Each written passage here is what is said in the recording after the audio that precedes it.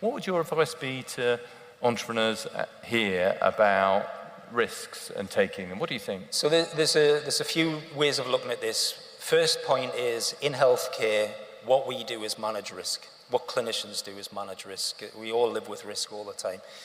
Often when people are trying to stop us doing things, they view the counterfactual as a zero risk environment. It doesn't exist. None of our lives are about zero risk environments.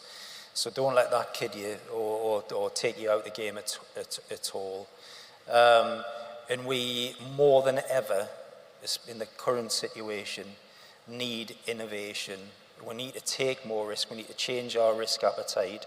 And we need to be more agile about how we have oversight of that, how we understand what the impact is, how we can course correct if we get some of it wrong, but also have insight and understanding that we'll get stuff wrong.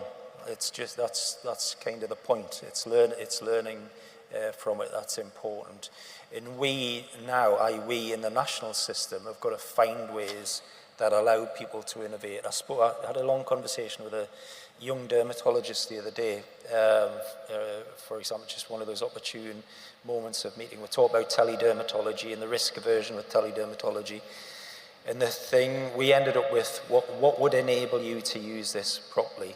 And the thing that he said would make most use was we as an institution saying we would back him if things went wrong. Well, that should be really straightforward, shouldn't it? And this stuff often fails at that point. People feel or made to feel personally exposed if something goes wrong. But the other thing I would add in all this, in reality, in my view as an accountant, most of the really big clinical advances over time have happened in extreme circumstances, wars, pandemic, recessions, you name it. When we've had all of that in the last few years, and we saw some fantastic advances during COVID, but we've then gone back to normal to make all these things very rigid and very hard to do again. So I'll just urge you all to have a go.